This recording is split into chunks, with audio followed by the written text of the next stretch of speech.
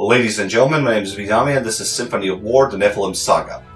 A turn-based RPG developed by Dancing Dragon Games and published by Freedom Games. And it is a game heavily inspired by the old-school Final Fantasy and Fire Emblems from... Well, Fire Emblem is from Nintendo and the original Final Fantasy... Well, Final Fantasy is still Square Enix's game, but they originally started on NES, so... I nearly started lumping them together, but those are two separate franchises. But anyway, as I was saying, this is a game heavily inspired by those two franchises, and also takes elements from the original Star Wars movies, where, well, the plot is pretty much the original Star Wars trilogy. You're the last of the, well, in this case you're a Nephilim, but you're last among the powerful warrior mages, and has to fight the evil empire. And there is also a medieval version of Darth Vader. So, yeah, it's a hodgepodge of different ideas, and if I were to say it as a food critic, it is a very delicious hodgepodge. Although that's kind of dumb way to say. And I had to fight off a sneeze there, so I do apologize about this. But yes, it's a pretty decent game, all things considered. Dancing Dragon Games has a small library of games already. They created Skyborn, and they created another series of games which has a sequel, but at the moment I can't remember what's it called. And this is their latest creation. It came out on June 10th in 2022, which is this year if you're watching, or if you come across this video 7 years later, so you know which year it was. Knowing YouTube's algorithms, that's how most people will probably come across this video. Anyway, let's move on. Let's move on to the options menu fairly quickly. As you can see, it's a very limited menu. You can adjust the volumes for music, main volume, and sound effects, and that's about it. And you can enable tutorials, enable text, mouse controls, tactical grid, permadeath, and you can adjust the animation speed and screen size. That's about everything. I could kind of understand it because I'm guessing that the developers wanted to keep this old school and everything, but the problem is once you readjust the screen size to full screen, the game will look disjointed. It will look horrible. Just to demonstrate, I'm gonna load a save game. Let's see. I'm gonna load a quick save. I created it. It kind of disjoints the pixel graphics here. I'm just gonna go back to the... No, that's not it. Return to title. Actually, yeah. Let's go back to title and put us back on the large windowed mode. For some reason, they didn't. The devs didn't consider resolutions, so this is a big downside for the game, in my opinion. You cannot adjust. Well, you cannot adjust the screen size to your own personal preference. You can, at the best way you can play it is in large windowed mode. The graphics are at the sharpest there. They're not disjointed if you put them on full screen, which is somewhat annoying, if you ask me, but that's just my personal preference. If you prefer, some people prefer playing in windowed mode because they can just lower the window and do something else if they're working on a project or just killing time for a bit. It's an interesting game, to say the least. I mean, the gameplay is fun and everything, but graphical options are kind of wanting. So anyway, yeah, that was the options menu. So let's not dilly-dally too much and go into the gameplay itself.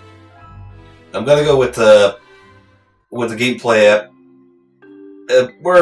As you saw, we're pretty much. This is pretty much late in the game when it comes to the story, so I'll try to avoid any major spoilers. But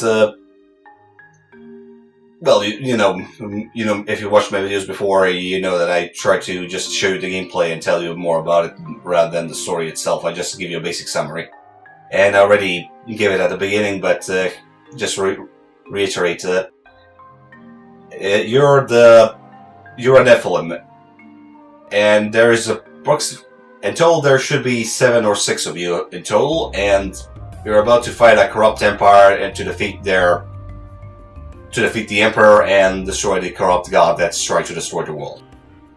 On your way, you will encounter additional heroes as well as hire and get extra troops that you can organize into squads and then move along and fight battles on the map. In the meantime, when you're not fighting, you'll be garrisoned in your headquarters, where you can purchase upgrades as well as additional supplies and soldiers, and also partake in conversations with your teammates. So let's go with that first, and go to the main gameplay loop after that.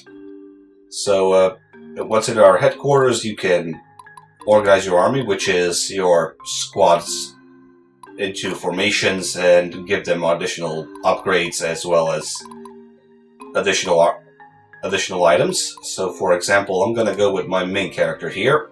This is a squad. I organized them into 2 rows and 1 support, 2 rows and 1 healer behind them.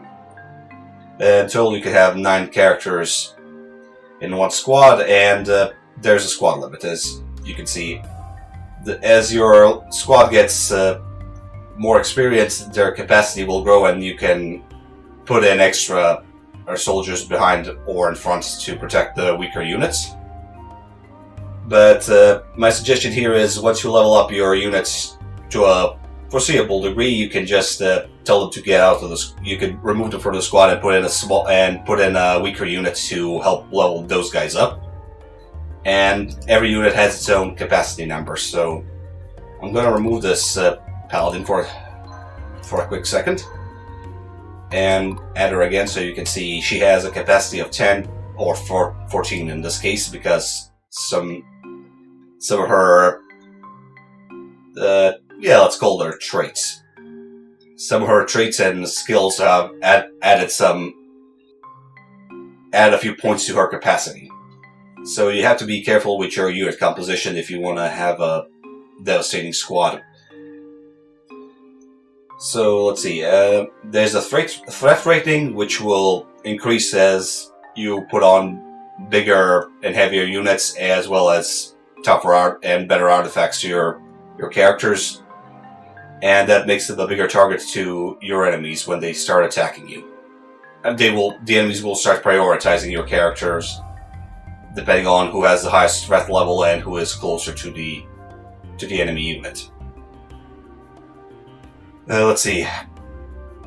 Artifacts are the equipable items you can put on your characters. Well, put on the squad to be more precise. You have a total of 3, and they can be unlocked through the usage of the tech tree. And be careful when you, if you're trying to scroll down. If you didn't select one of the 3 item slots, you will just cycle through different squads, which is rather annoying. When you forget yourself and want to just check what's down there, you're just gonna switch to a different squad and accidentally equip the wrong item to a wrong unit, which is frustrating to say the least. So yeah, as you can see, every item has a color attached to it. That's the rarity implication. So the purple one is epic, blue is common. No wait, blue is uncommon, green is common, or is it the other way around?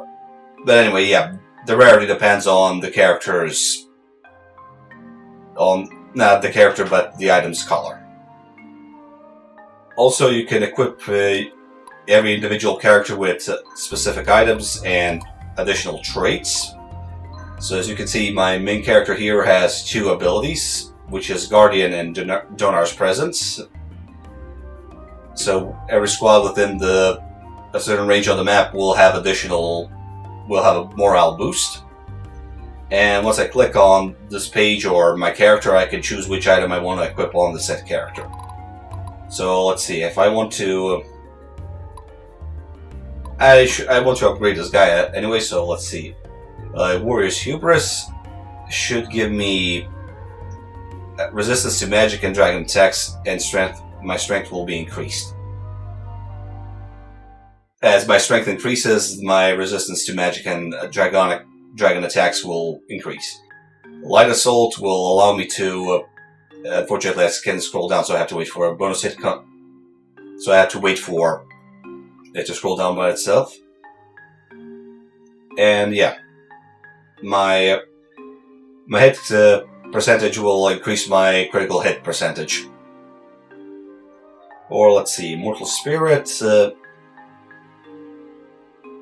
Okay, I should probably... Yeah, I'm gonna equip this to my hero because this game has one annoying little trait about it. It follows the old school RPG rule where if the main character is knocked out of... You can knock out the entire party and revive them without any trouble, but if the main character is knocked out, the game automatically ends. This is one frustrating thing I found about the game. I understand that the main character is important to the story, but if this whole party can take care of the enemy, they could probably revive him without too much trouble. And this is something that I always found infuriating about the old school. Well, not just old school, but most RPGs that had this mechanic.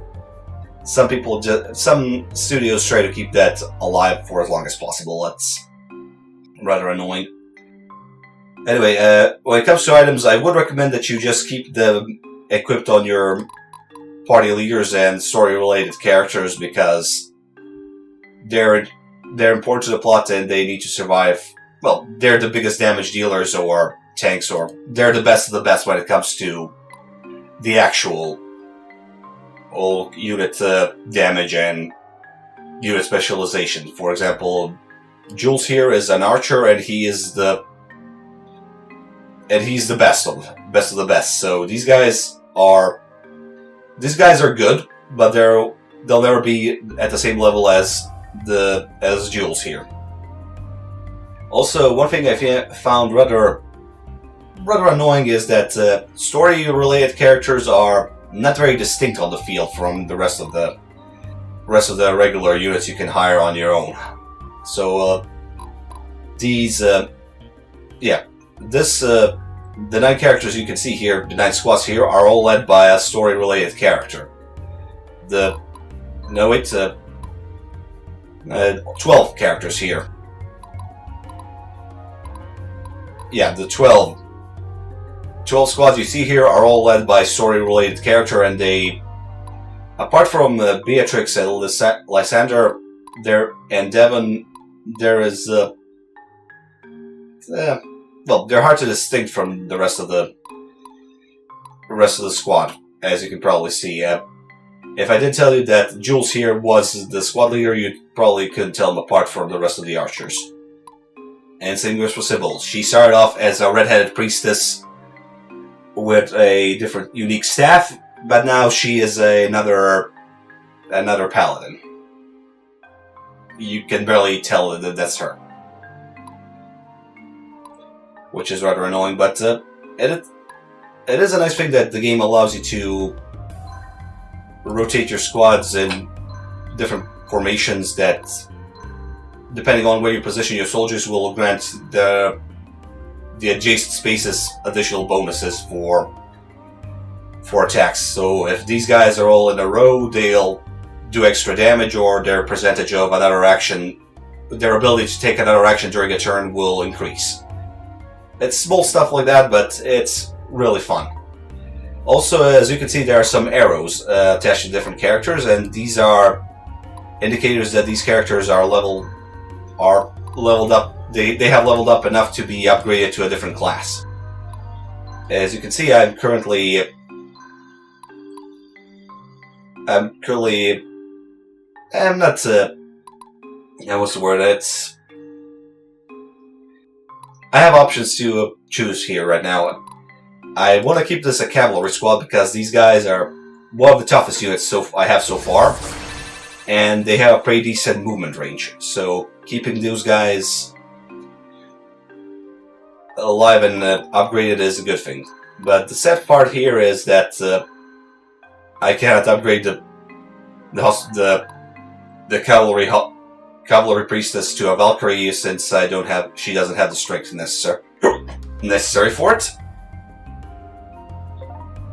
Yeah, both of these girls are not strong enough to wear the Valkyrie armor just yet, so I'll have to leave them.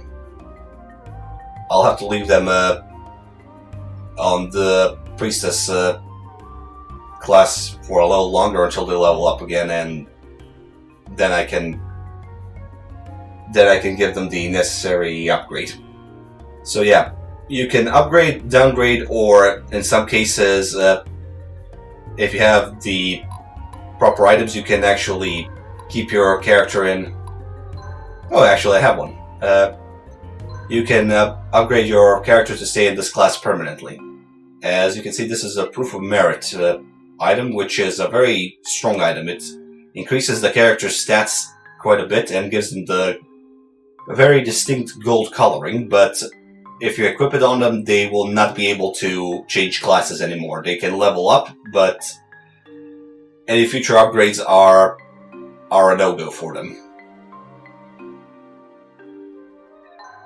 And one thing I forgot, as you can see, there are every character has an affinity for something, and the affinity in question will affect their strengths and statistics, and as well as weaknesses. So, water affiliated mage or a soldier will have a stronger magical presence, but terrible leadership or something.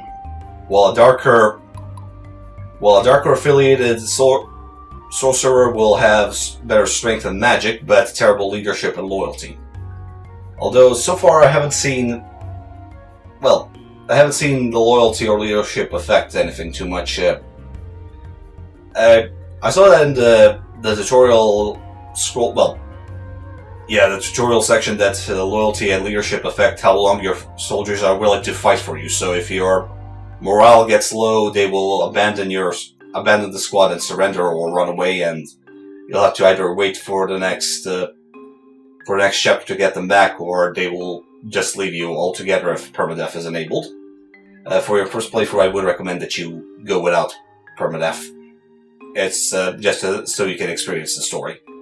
So for this, I think, since this character has a loyal trait, I'm gonna give her a dark affinity since she is a dark mage, all things considered. And she is a pretty powerful one, so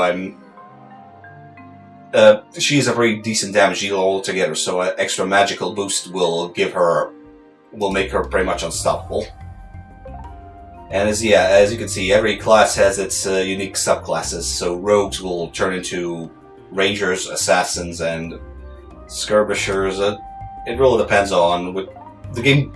The game claims there are more than 50 classes, so you can mix and match different units to create squad of your dreams and level them up to unique classes whatever you want.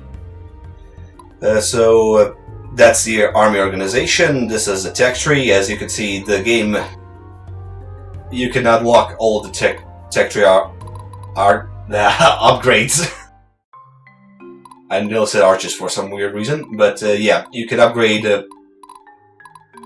every tech tree for a small fee of these upgrade letters, or yeah, I keep calling them letters, but there is probably a proper name for it. As you level up, you'll get these letters, and that will allow you to upgrade every section of the tree for specific costs. So yeah, as you can see, these are your upgrade items, or currency that you can spend to upgrade units or tech trees. And the most important one is money, as always. With money you can recruit additional units, such as rarer and more powerful soldiers, or you can purchase additional traits, additional currency, weapons, armor, as well as other upgrade items. You can also sell things you don't want or need to for a rather exuberating price, because you got nothing. You don't get anything out of it. They're expensive stuff, and they rarely do anything. If it's a magical item that gives you additional bonuses, you'll get a bit of a boost when it comes to the selling price, but otherwise you won't get much out of it. So if you get these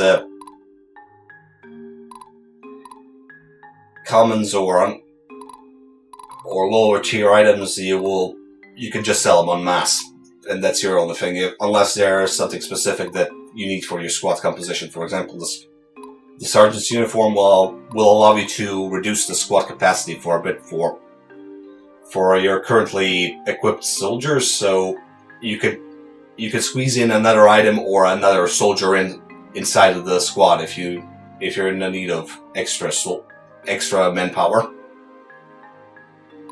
Tutorials and info. This is where you can learn about different classes and units. For example, you can learn what the fighter class can be upgraded to. So the fighter is very versatile, as you can see. You can switch him to from a soldier to a crossbowman, and even a magical apprentice.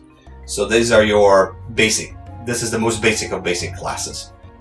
Also, there's a reference guide that helps you learn about what type of attack beats what weapon is strong against what type of armor, what type of spells beat other spells, formations, strategies, and additional areas, as well as the world around you. Unfortunately, the dev team, the game automatically considers that you're scrolling down if you move your mouse to the edge of the window. So be careful where you point your cursor if you're on a scroll page, for instance, just so you can see it. Oh, now it doesn't work, but now it works. So downwards, it will automatically start pulling everything down. But if you want to go up, nothing. But yeah, as you can see, there's a big glossary full of information for anyone who wants to learn more about the character. Well, not the the characters and the world history.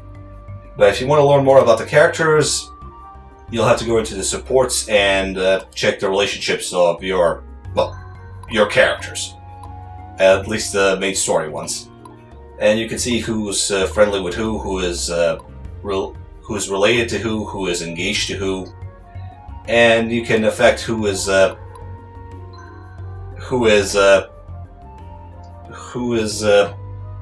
love, who is friendly, who is.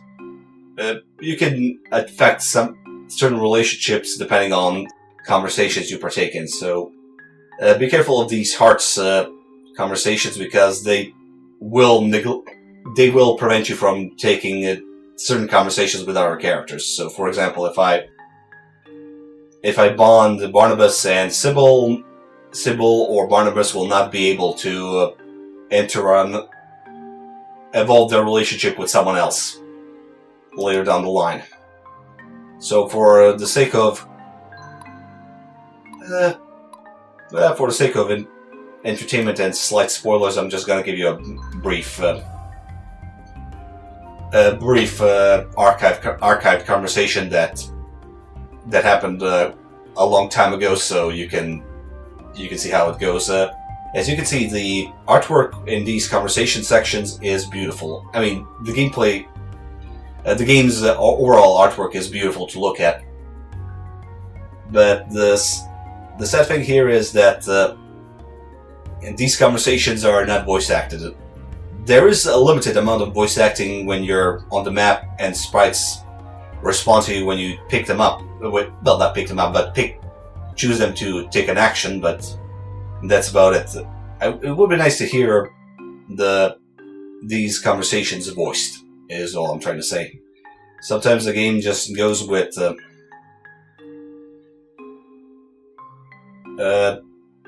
game's scrolling is it's a bit iffy, if I do say so myself. As you saw, it started off with a slow reveal of the conversation, and then I clicked and it just automatically revealed the whole text. And sometimes it doesn't do that. Sometimes the game just reveals a portion of the conversation and continues revealing the other sentence. But if you don't know that that's going to happen, you're going to click and skip through a conversation by accident. So yeah, it's a trap. You always have to wait for a few seconds before you click in. And this mode of the game, it's rather infuriating. Yeah, if I didn't stop myself right now, I could have accidentally skipped through this conversation. And I didn't click on this one, on the last one. That was just I said something. I had to say something else before before the game allows you to continue the conversation. That's something of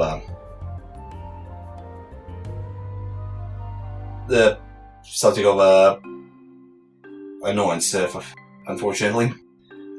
So I'm not gonna reveal the whole conversation to you, but you can always skip certain cutscenes with the usage of the button here. So yeah, these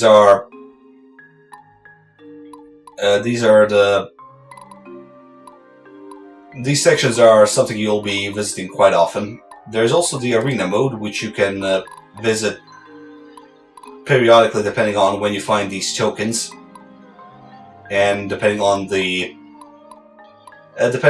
quality of the token, you can enter tougher challenges. So, for example, a bronze arena is a very basic small map where you fight a few opponents and have to retake a castle, while the silver arena is a bigger area with bridges and obstacles and choke points where you have to fight off a bigger number of opponents, and the gold and platinum arena are proper maps with enemy placements, strongholds, choke points, and level hazards and specific objectives that you have to partake in. So I'm probably going to show you the arena for the gameplay portion, but this is something I would like to point out, and when it comes to the story progression. The deploy button will allow you to continue the story missions, or in this case, choose between side quests as well, but here's the thing.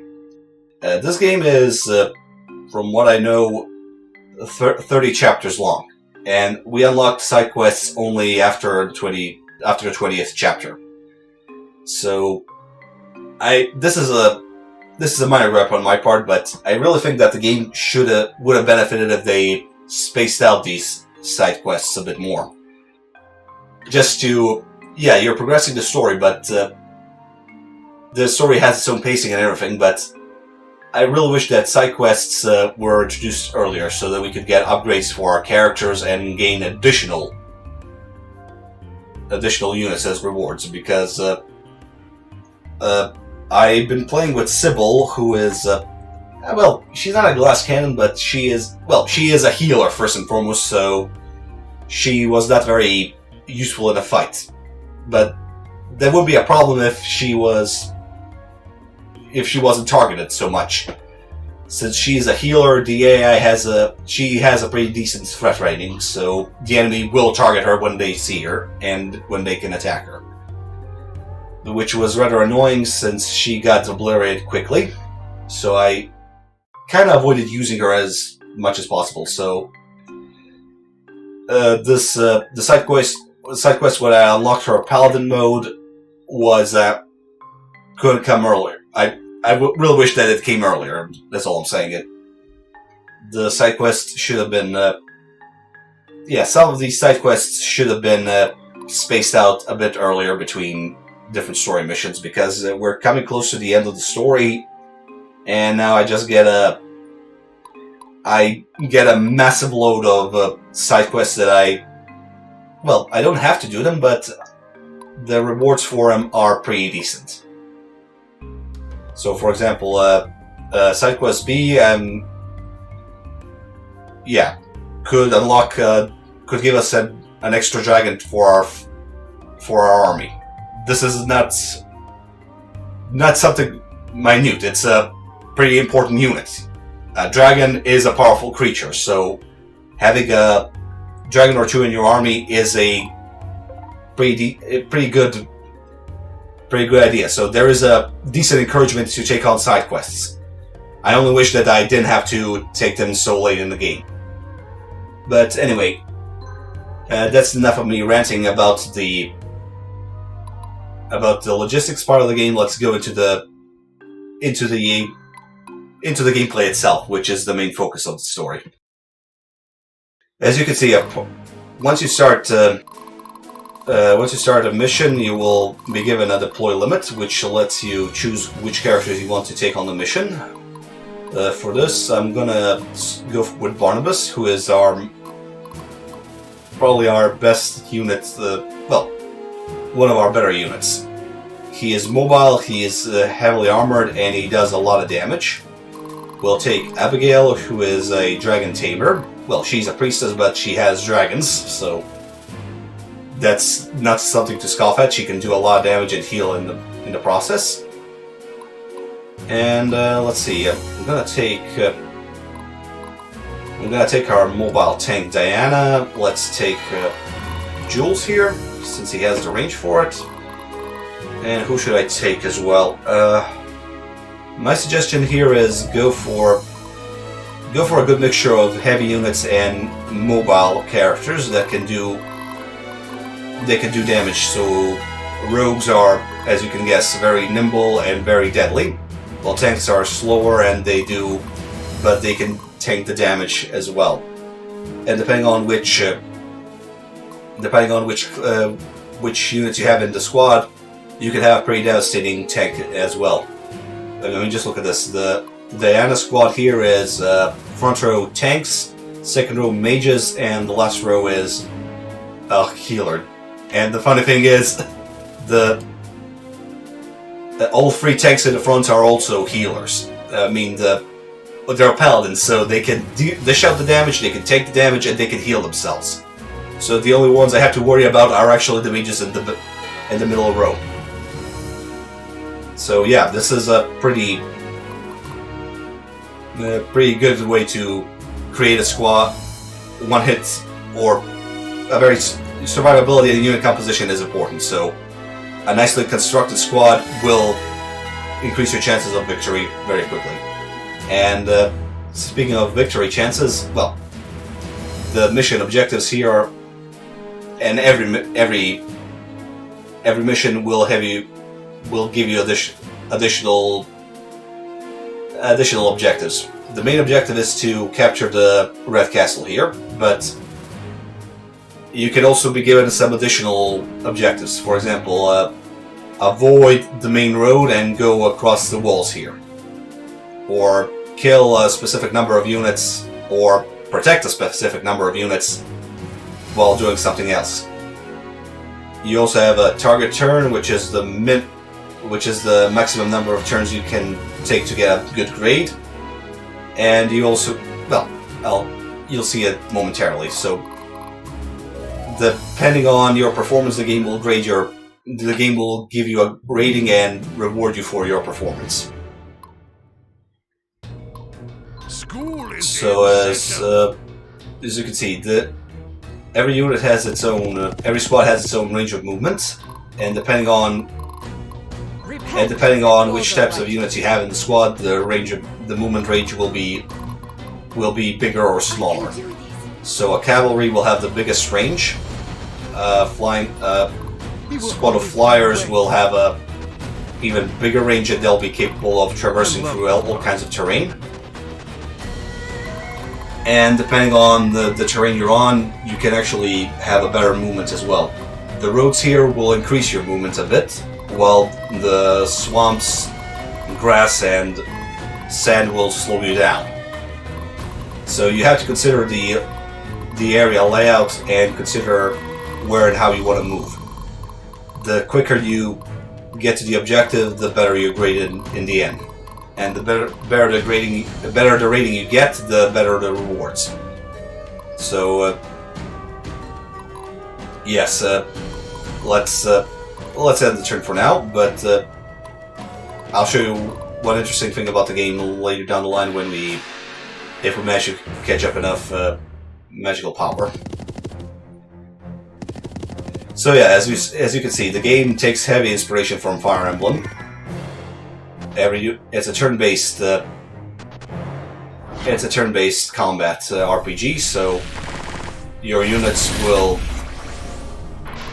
move, then take attacking turns towards each other. What is wrong with me today?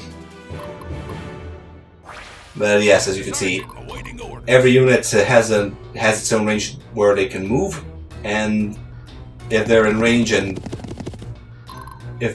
of a specific unit, they can attack them in several different ways. You can attack them normally, which doesn't do any specific penalties or gives you any additional bonuses. You can force the enemy unit to surrender depending on their morale. You can target the leader, which gives you an increased percentage and decreases your evasion. Or you could go totally aggressive and target specific enemies which are weaker and have terrible HP. And it also gives you bonus damage, or you can be cautious, that spreads the damage between targets and reduces the damage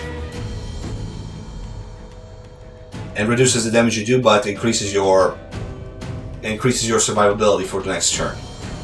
Since we're on the high ground, this will give us an extra bonus as well. So we can dodge and survive the enemy attacks a bit more. And since we're on the high ground, the spikeman here cannot attack us, which is better because archers are terrible in melee, as you can probably guess.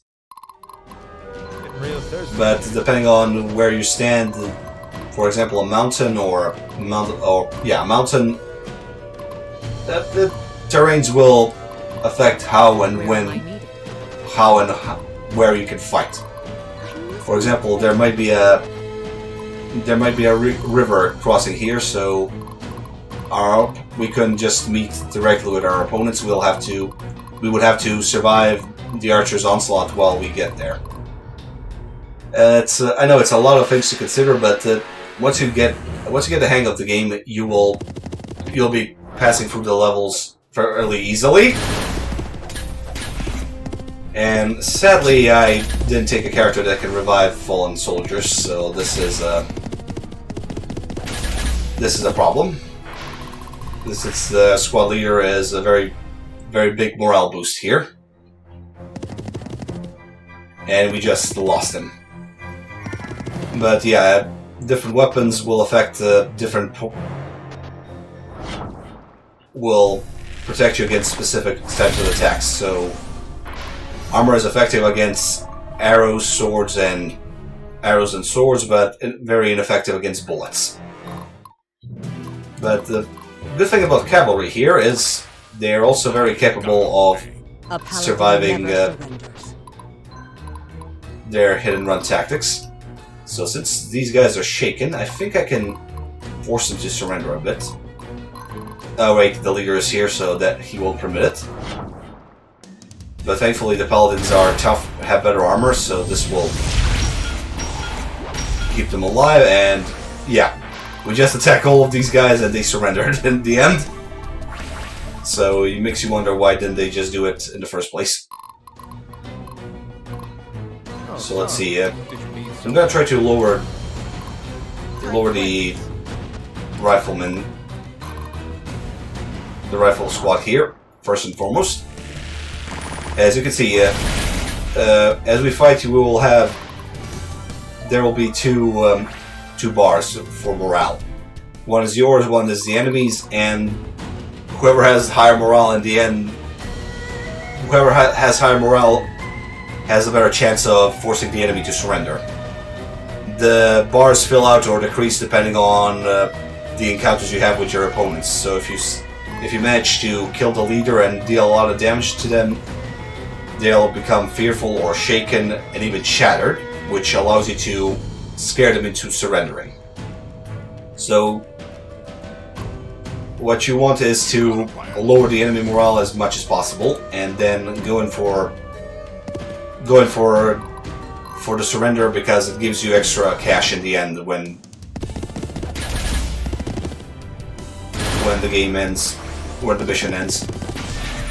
Unfortunately, I lost 2 of my frontline soldiers here, so this decreases my squad's capabilities quite a bit.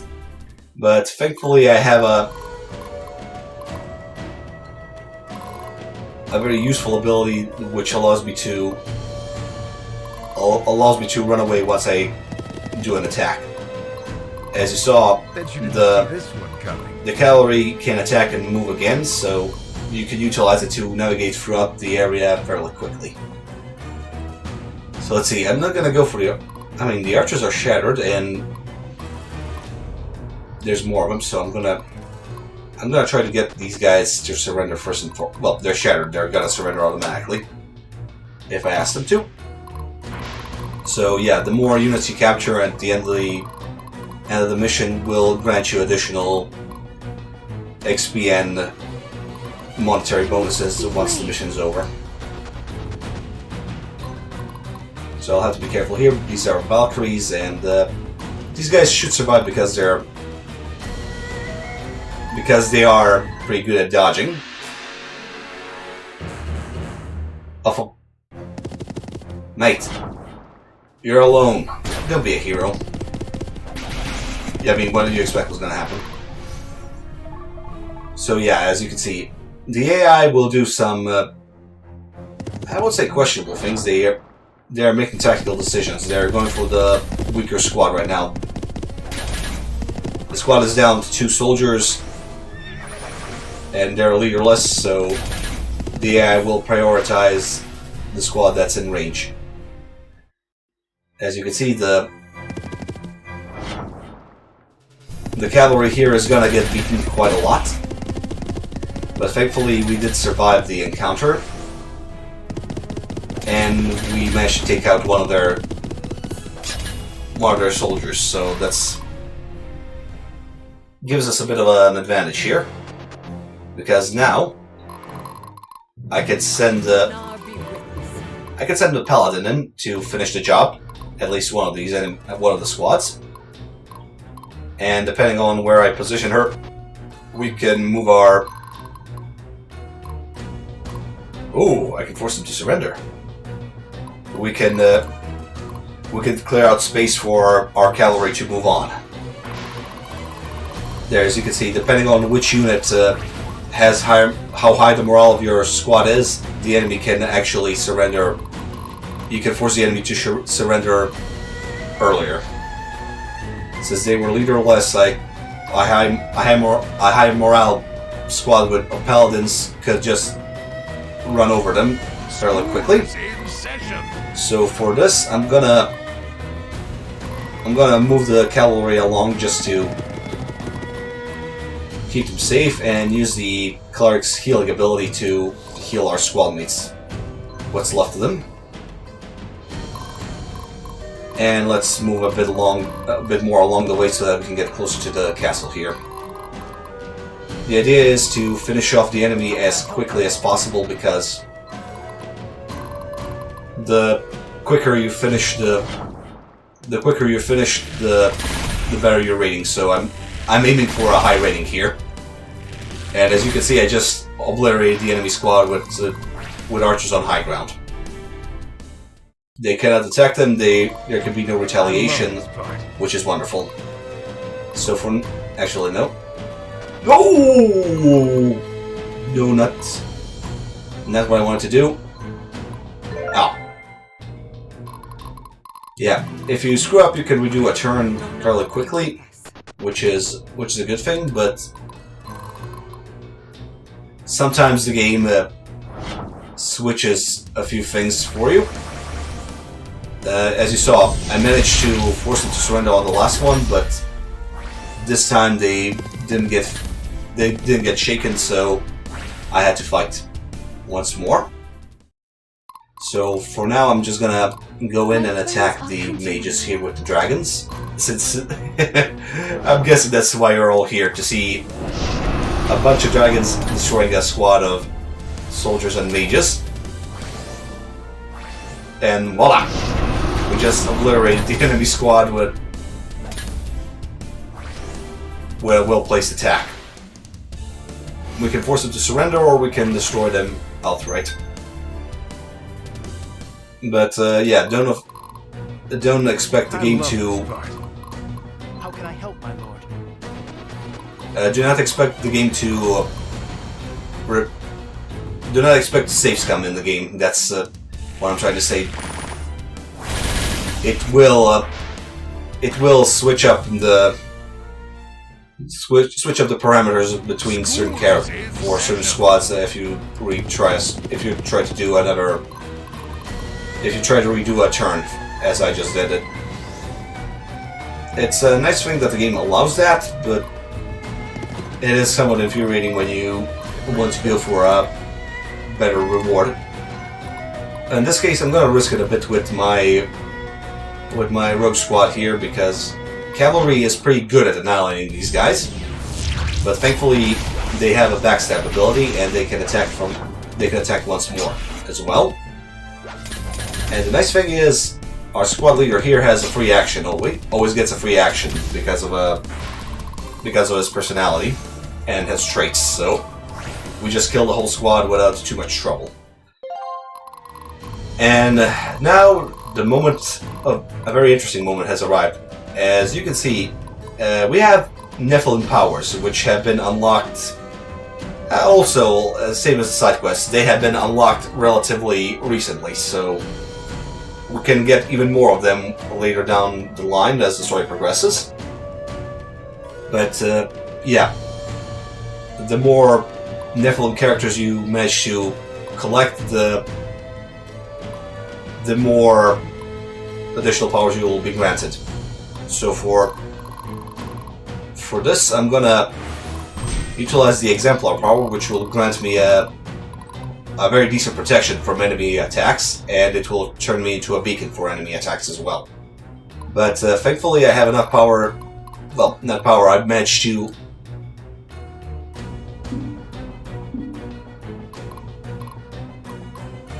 I managed to unlock. Well, not unlock. I managed to power up 2 different spells here, so that allows me to move my squad to attack the enemy squad without too much trouble. And unfortunately, the blessing isn't ready yet, but on the next turn we should be able to move to the castle, attack these guys, and do a lot of damage here. So yeah, utilizing the Nephilim powers that you unlocked rationally, you will be able to do a lot of damage to your enemies fairly quickly. I mean, there's a teleport ability which allows you to move a squad for a short distance, so you can reposition your weaker units.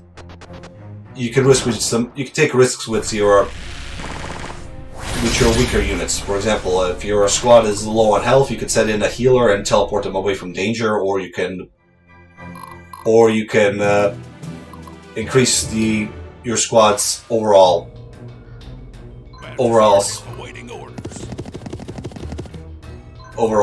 protection and put them on the front line for a bit longer. As you can see, I'm risking a lot with my squad here. These guys are protected from. They'll take reduced damage, all things considered, but they are not unbeatable. So I'm gonna move them away for a bit. Send Diana in closer. Before the righteous. Use the blessing ability to give her additional movement. Since she is. Where am I needed? Since I can get her closer and heal up and heal up our injured squad here. So now we can just move in, get our enemies, get behind our, well, get next to our enemies and attack with the rogues, who can kill these guys relatively quickly. The cavalry softened up the squad that was protecting the castle, so we're in a good position altogether. As you can see, once your characters finished, once the combat is finished, your characters will be leveled up, and you can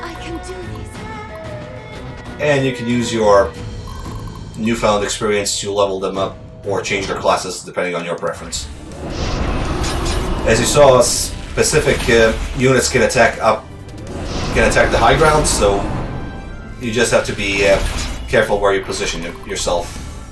As you just saw, the dragons did some damage to the enemies, but the damage was reduced because of the high ground and everything. He will always find a way. So you have to be careful. And your squad is not considered lost until every unit is destroyed. So just consider your positioning carefully when you're about to do something. Or you can be like me and just quick save on every turn and quick load if the things don't go your way. So for this, I'm just gonna get closer so that we can attack these guys with a fully aggressive assault. The dragons will not be affected by the difference in height and the walls that are protecting the archers, so we can get rid of the squad fairly quickly and level up our soldiers a bit more. So yeah, the gameplay in this game is fun if you're a fan of turn-based strategies and old-school RPGs, because if you know what you're doing, you'll obliterate a squad in one shot, basically. Although early game will take its toll on you, because the level scaling isn't the best, to put it bluntly. You start off weak, but as the game progresses, you will unlock additional units, unlock stronger characters, and get better items and equipment. So the enemies will scale to, well, the enemies will get stronger as well. They'll use different unit compositions, but by the time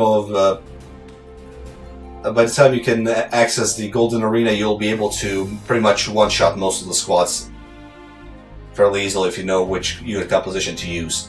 As you can see, my squads all survived. I lost a couple of soldiers, but thanks to the no permadeath enabled, I managed to protect they'll be back in action fairly.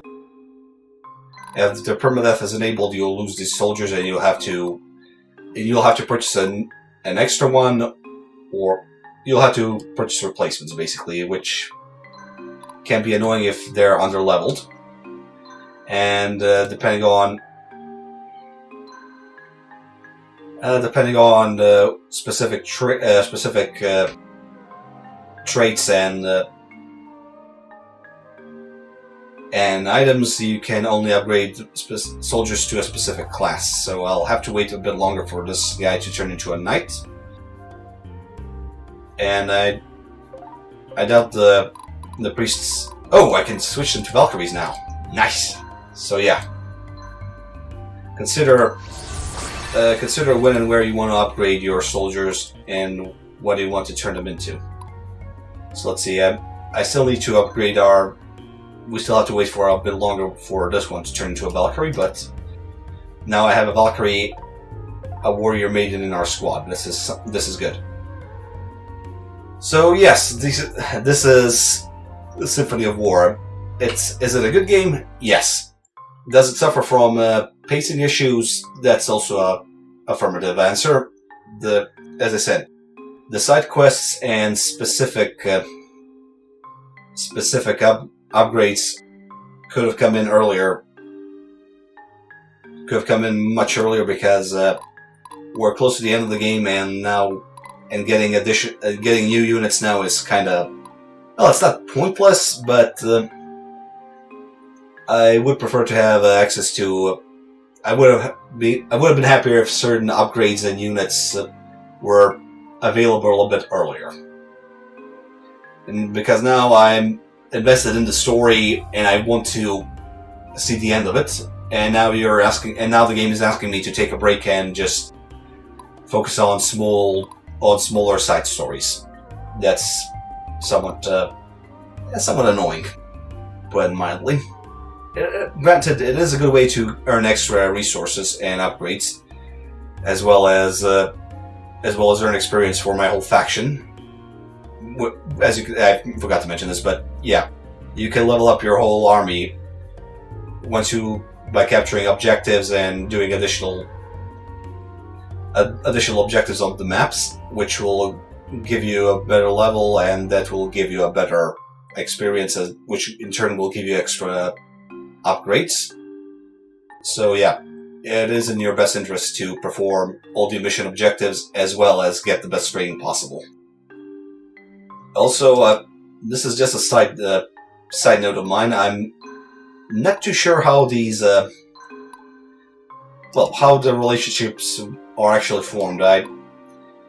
I never had these two, apart from story-focused missions which forced me to use them. I never used these two characters together. I never put them next to each other. I never had them on the same map for most of the time.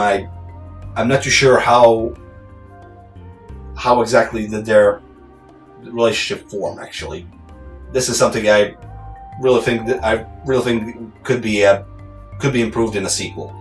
If the characters are fighting alongside each other for a longer period of time, their relationship should be developed then. As it is, the story dictates who is in a relationship with who. It kind of makes things pointless to have a relationship and conversation tree. I mean, the only bigger option you can have here is who is bonded to who. You cannot keep them you can't just keep them as friends. You have to, if the story dictates they are bonded, they are bonded. I started another playthrough on a higher difficulty just to see if there will be any changes if I bond Abigail with, I don't know, okay, not Jules, that's her brother, but Abigail with Lysander, for example. But so far, those two had no interactions, even though they were on them pretty frequently on maps, and even though I took them on same missions and put them next to each other quite frequently. But anyway, yeah, this is a pretty good turn-based strategy and a good love letter to old school RPGs of the golden age of golden age of NES and Super Nintendo.